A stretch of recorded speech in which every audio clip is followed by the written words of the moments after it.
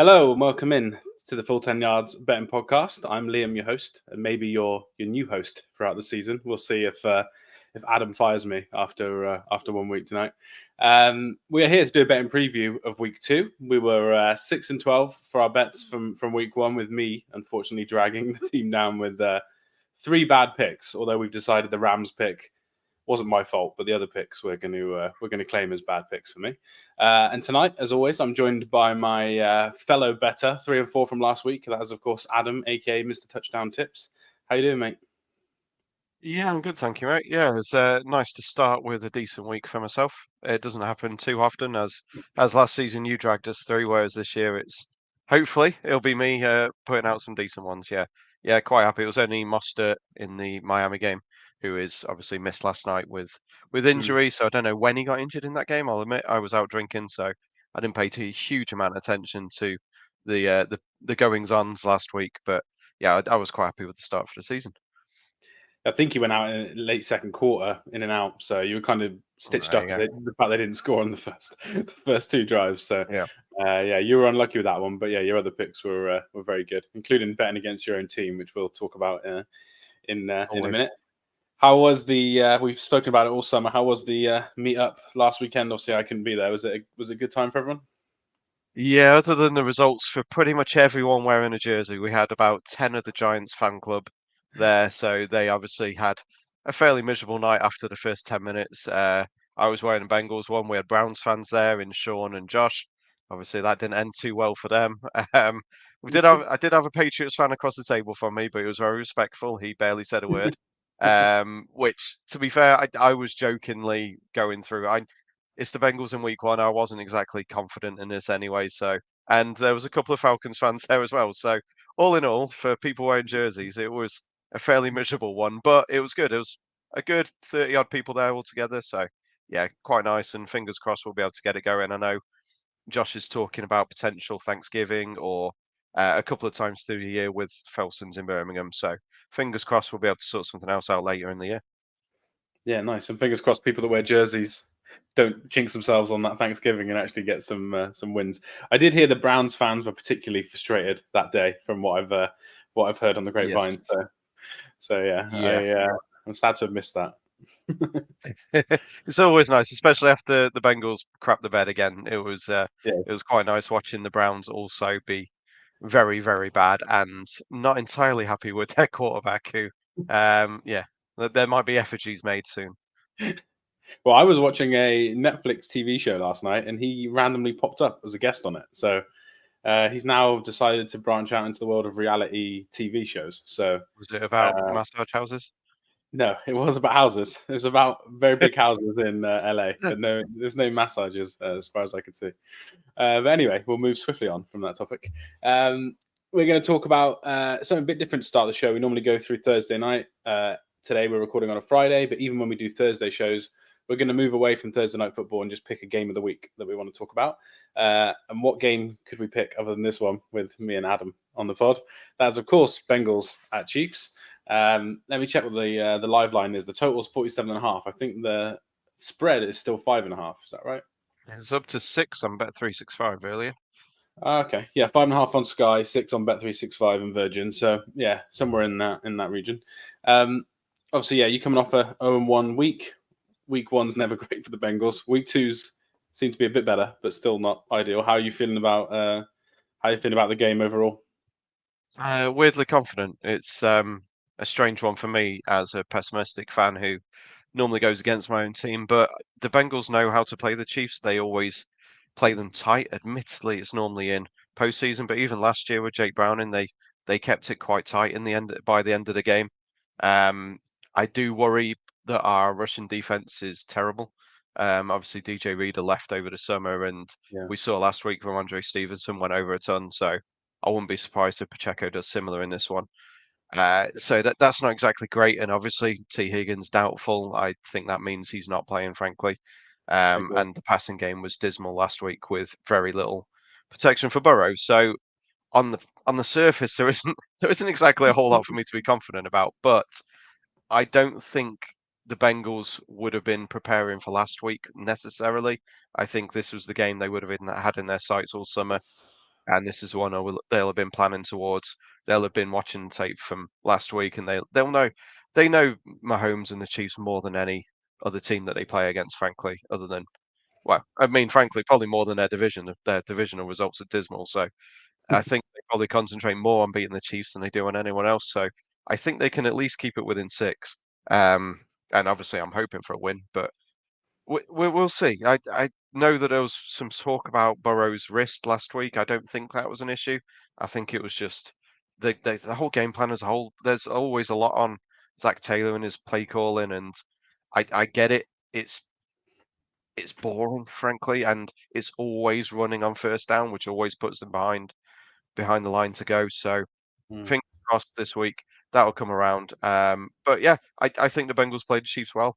I think Burrow's one of the few that knows how to beat them, and Lou Anarumo always does well against them. So I'm weirdly confident this week. Yeah, it feels more important as well for you guys just because of the 0-1. I know the division lost last week, apart from the Steelers, which is very Steelers. But yeah, it does feel a little bit more important for you guys after the Chiefs managing to win that game. I think if they'd have lost last week, this would have been a kind of bit of a panic mode for some of those players. But yeah, I think it should be a fun game. We'll talk about some bets in a minute, but yeah, I think the Chiefs will be able to run the ball. But I weirdly do think you might be able to run the ball as well, potentially. Which I'm not sure what that means for a spectacle if both teams are running it a lot. But yeah, we'll see. I just feel like I'm not as against Zach Taylor as I was at the start, but it just seems like maybe he doesn't get the team ready. It must be on the coach to some degree if they're always struggling in week 1 and 2, and then they get to week 4, and then they're normally really good. I feel like some of that is on the coaching staff, but maybe they've made some changes this week, and it'll be a different game plan. We'll see. Jamar Chase will be up for this one. I feel like the fact that it's in Arrowhead actually probably weirdly helps players like Burrow and Chase, because I feel like they'll have a bit more of a chip on their shoulder when it comes to that. But yeah, we'll see. Travis Kelce wasn't as involved as much last week. Obviously, Worthy looked good in his minimal touches. Rashee Rice really good over the middle. He's the slant man, as we're calling him now, rather than slant boy with Michael Thomas. But yeah, we'll see how the offense looks against a better defense, because better defensive coordinator, because I don't think the Ravens schemed up very well. The fact they kept leaving Rashee Rice last week in the middle of the field. A lot over the middle, wasn't there? Yeah, it was like snap after snap at one point, like 3 or 4 in a row as well. But yeah, let's go through our best bets. We don't have a best bet from Tim, I'm afraid, on this one. So we'll tweet it out if he gives us one. But what's your best bet for our game of the week? Yeah, I've gone with Pacheco over 64.5 rushing yards. As I said, the Bengals' rush defense is dismal, frankly. It's one of the worst in the league, and we've seen that Pacheco runs hard. He always seems to do quite well against the Bengals. He had a few brilliant runs last time they played. New Year, wasn't it? Last New Year's Eve. Yeah. And yeah, it was fairly dominant by him. And as I say, if Stevenson goes over 100 yards with the Patriots, possibly one of the worst teams in the league, then I think Pacheco is going to hit 65 plus on one of the best teams in the league. Yeah, I think that's a good bet as well, because you guys would have been kind of trying to stop the run quite hard last week against a team that can't really pass it, whereas you would have thought, Lou's first goal is going to be not stop Mahomes, but limit Mahomes through the air rather than stop Pacheco on the ground. So yeah, I think that's a good bet. I think his receiving and rush total was 85 as well, which I don't hate, because they are using him in the screen game as well. But we'll see if Andy's dialed up a few P. Ryan snaps just to get him. Yeah, against his old team. Who knows? We shall see. I don't know why I've done this, but my best bet is a 3-1 shot rather than a low odd shot. I've gone with Jamar Chase and Rashee Rice to have 75 plus yards each. Rashee Rice's line, I believe, is in the 60s. I'll just check to see what Chase is at. Chase is at 70.5, so it's really only slightly above his line. There's no L'Jarius Sneed for the Chiefs anymore. I think Trent McDuffie is probably better than L'Jarius Sneed, but he's a very different player. They're not going to put him, I don't think, one-on-one against Chase on the outside like they would with Sneed. So I think Chase is probably going to get CB2 for the Chiefs quite regularly on the outside. And with T. Higgins probably out, I think you guys will throw the ball to Chase quite a lot. And then Rashee Rice, I just think he is the guy who the offense runs through this year. Not saying he'll get 100 yards every week, but I think he'll get similar targets to he got last week. So if he doesn't drop it, then I feel quite confident he'll get 60 plus most weeks, and 75 at 3-1 seems a good shot. So I think Jamar Chase for me is almost a lock at that line. So yeah, that was my my thought process. Any thoughts on that one?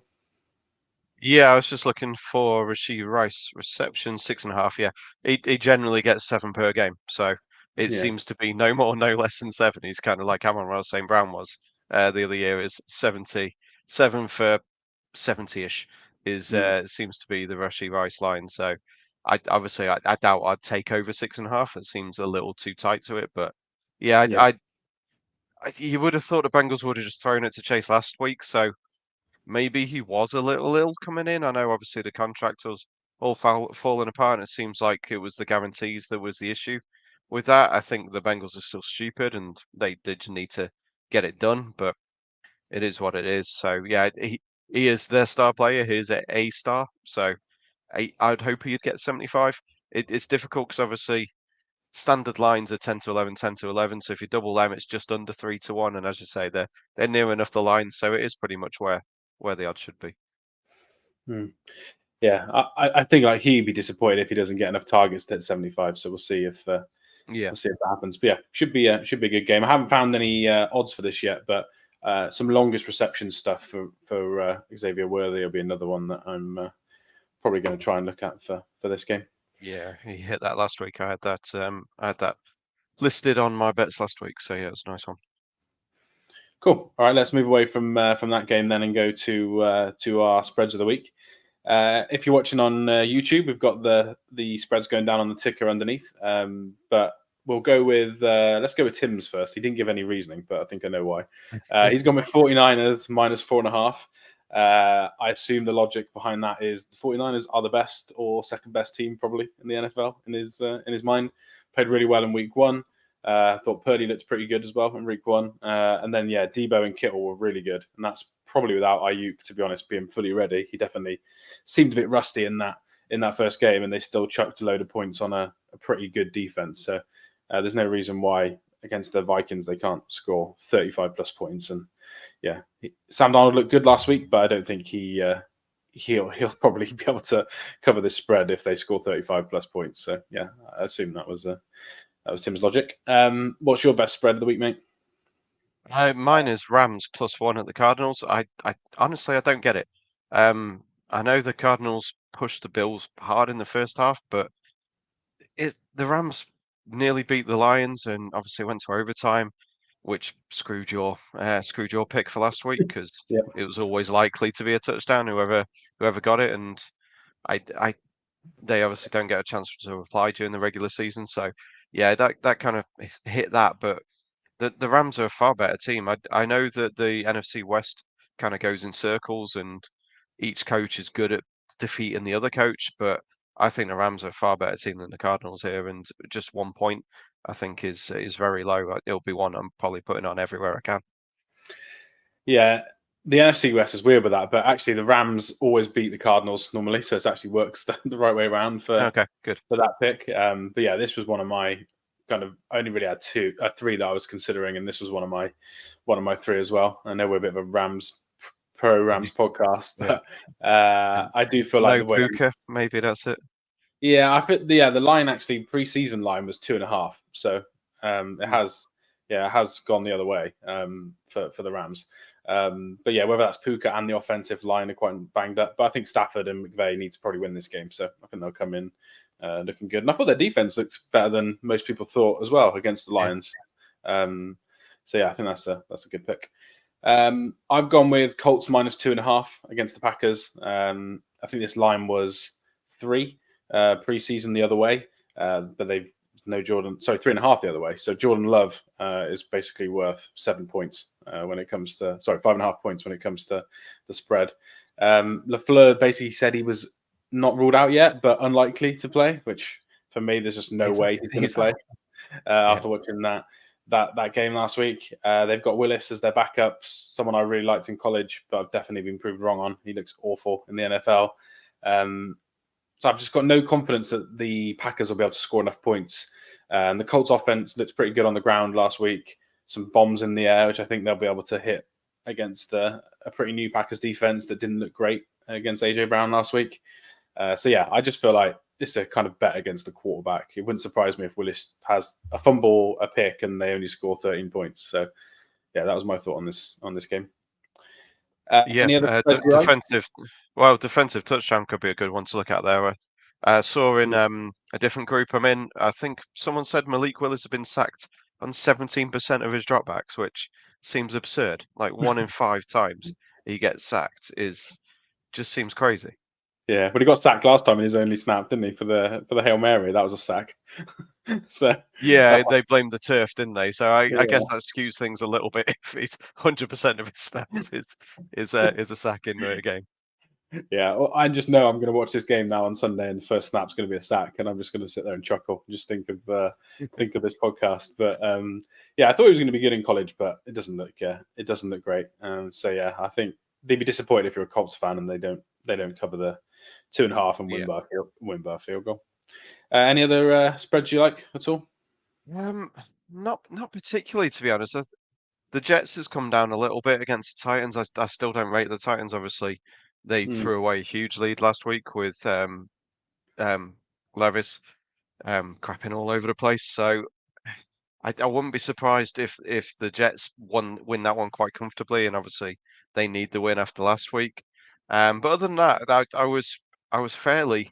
I'll be honest, I'm fairly ignorant on them. Like I think Seahawks -3 at the yeah. Patriots. Obviously, they're used to the weather, and the Patriots started well, but I still don't think they're a very good team. So the Seahawks, I thought, looked quite good against, admittedly, a bad Broncos team. But Mm. yeah, I'll be honest, I didn't really have a look at anything else. I picked my Rams, and that was it.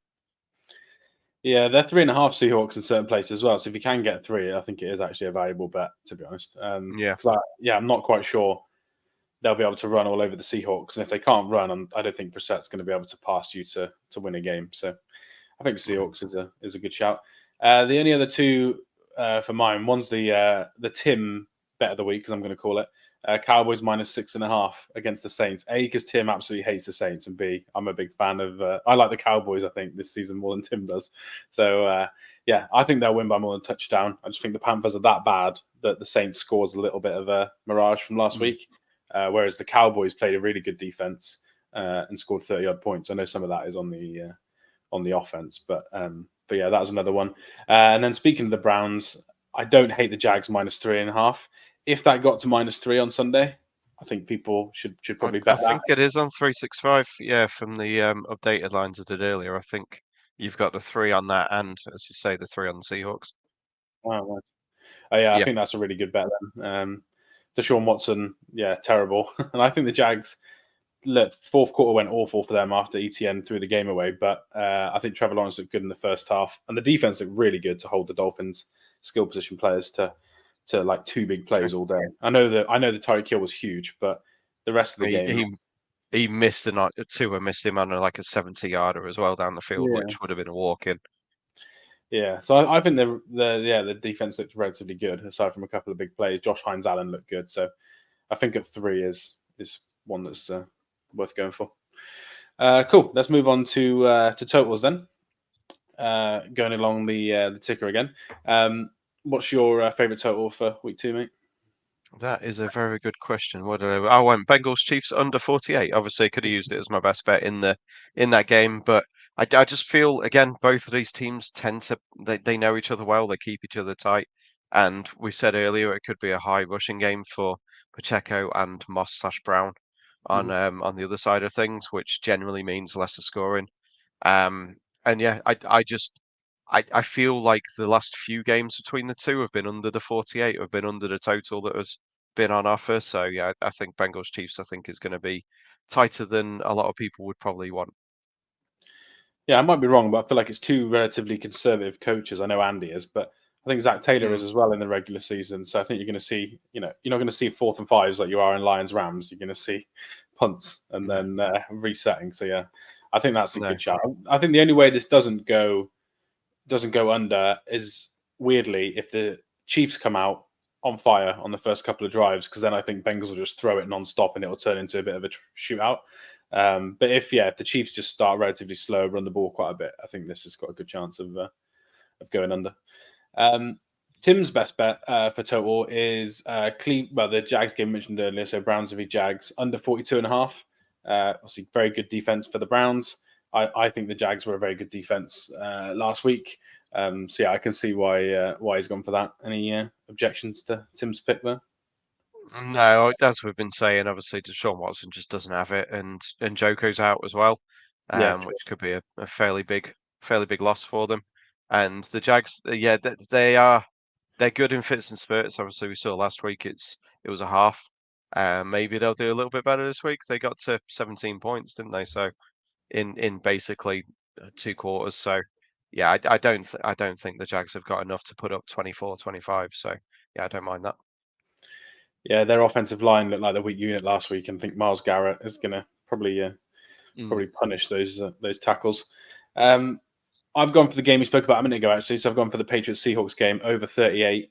I think that has gone up a little bit, in depending where you get it from. So I've seen 39 as well today in places, if that's the lowest you can get. But yeah, I just think the total's too low. I think the Seahawks secondary looked a bit suspect last week. It's just Bo Nix couldn't really take advantage.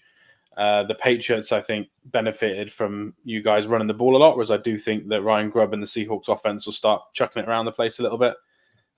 So yeah, I just think it's too low. I don't think it's going to be in the 50s or anything. I just think it'll be a kind of 41, 42 point game and kind of just go over the over. But yeah, we'll see.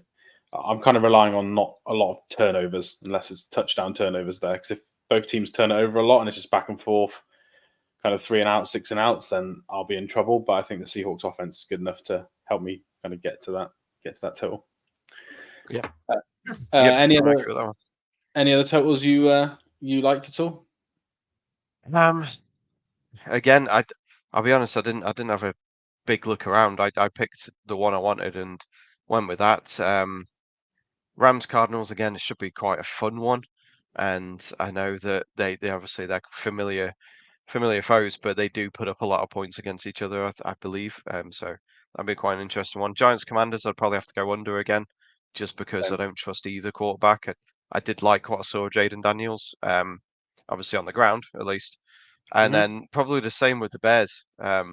Bears Texans. We know the Texans are going to score a lot, but Caleb Williams just doesn't look ready for it at all. He didn't look ready in preseason. He didn't look ready in game one.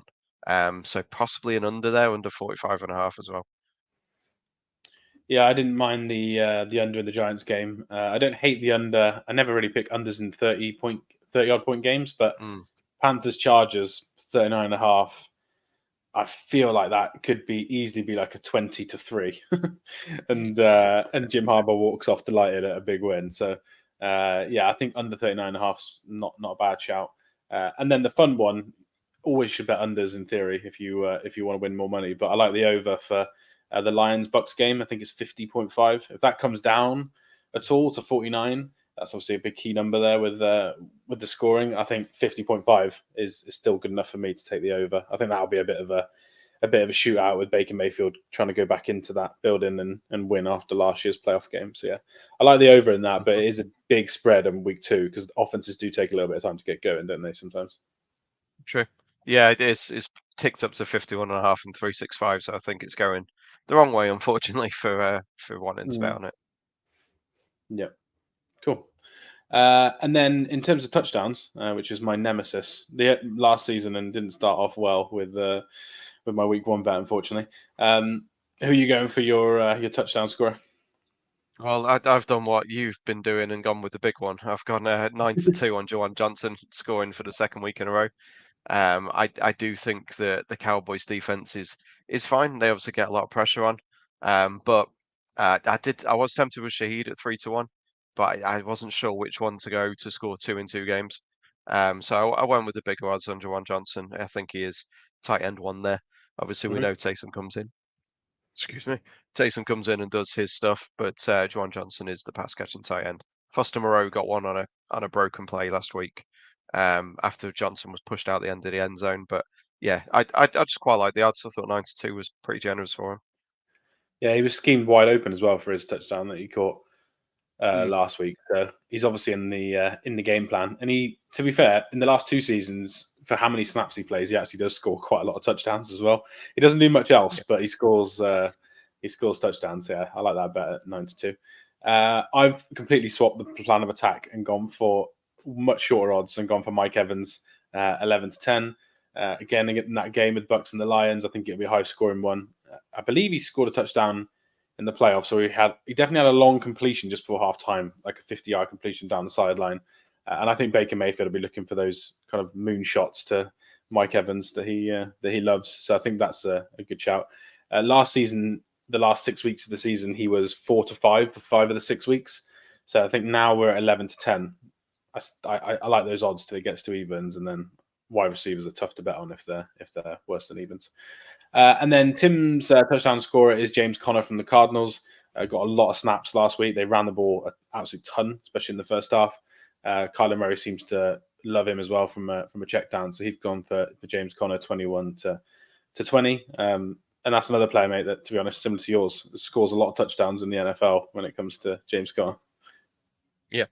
Yeah, I do like Connor in the bet, and he's always seems to be plus money as well, which is nice. So yeah, we tend not to go for odds on shots when we're doing them on here, and there was a few that I looked at this week that were, well, obviously Derrick Henry like 8-13, which is understandable, but yeah, people like that I was hoping for closer to evens, but James Conner always seems to be over 21-20, and he scores most weeks he plays, so I'm definitely not going to begrudge anyone betting on that one.